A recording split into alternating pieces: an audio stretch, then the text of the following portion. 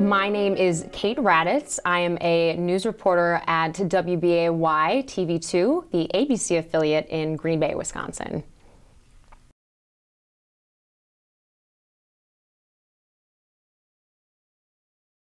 I always had a knack for writing, and I loved writing. And so I really didn't figure out that I wanted to go into news. I always watched news, but I didn't figure out that that's what I wanted to do really until I started applying for colleges. And once I got to school, I just threw myself in it. I did every internship I could under the sun. I worked at WCCO, the St. Paul Pioneer Press. I worked as an embedded journalist for the National Guard. And I also worked as a reporter for the Minnesota Daily.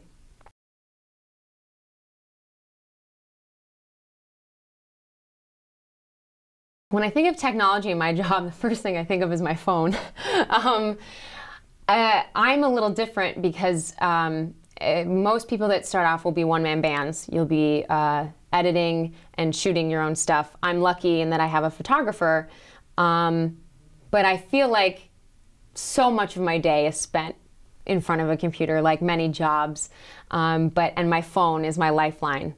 I can't imagine doing my job without the internet. I mean, it's just insane. That's really all we have. Finding contacts, finding out where you're going. I feel like people joke at work, I'm always on my phone, because I am. I mean, I'm either making a phone call to set up an interview, or I'm updating my Facebook page to get people's input on things, or I'm Googling about a case that I know nothing about and have to learn in less than 5 minutes.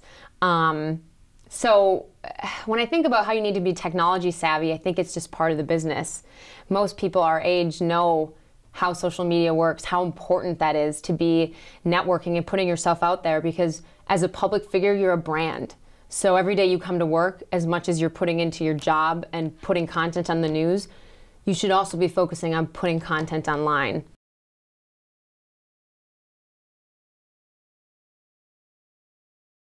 Even where I am now, I know our station is going through some changes in terms of making some reporters start editing their own stuff, which is scary because it tells us that the business is getting smaller and smaller. The talent is getting better, and they need less people to do the jobs that they need to do.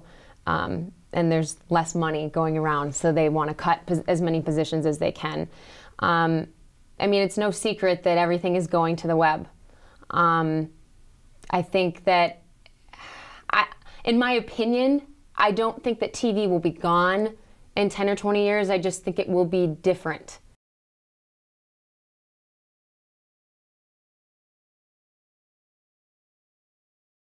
I would say a law or media ethics course, so when you cover court cases, which is what you'll do a lot of in your first job, you know what certain terms are, you know the lingo.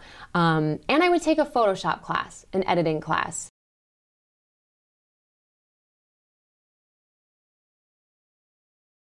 It's always fun meeting famous people, always. I mean, I've met former President Bill Clinton, I've met Paul Ryan, I've met Reverend Jesse Jackson, tons of athletes, Packer players. I'm a big Packer fan, so to me that was like the coolest thing ever.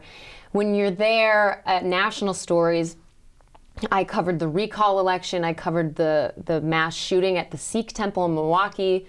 You'll see national affiliates coming in. I mean, we had the Today Show there. We had, you know, Nightly News was there. You meet all these, I mean, you might not get to shake their hand, but when you're around these top journalists, you're really like, wow, it kind of hits you like I'm doing something pretty important here.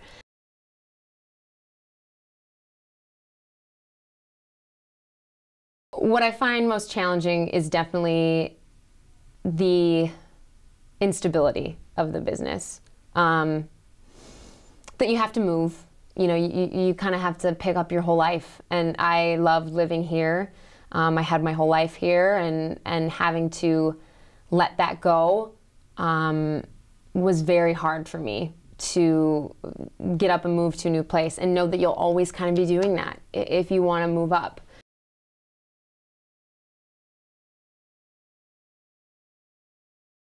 When I got hired, the biggest thing I was told about what people liked about me, it didn't have anything to do with my tape. I mean, they liked my tape, They loved that I had a lot of experience on my resume, a lot of internships, but the number one thing I heard was you came very highly recommended. And that, yes, that came from talent and hard work, but it was really about networking. Everyone you know in this business knows someone. And ultimately, I want to say that hard work, yes, hard work and talent will get you very far. And that's why you should always be practicing. But if you work at networking, if you're an expert networker, you'll beat someone that might be more talented than you. But if you knew the right person, that's what's going to get you the job.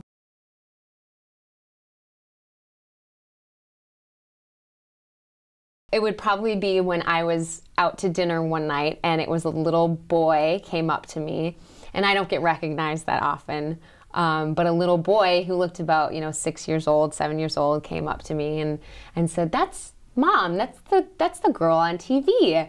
And I thought I was the biggest deal, to have a little kid come up to you, to have someone look up to you in that way. Because when you're in the job, you don't really think about it. It's your job. I mean, I'm coming to work, I have a job to do. But when you get that recognition, and it's very, very rare, especially in a small market where, it's just, you're not as easily recognized or whatever. But when you are and your work is acknowledged by a viewer, that makes it all worth it.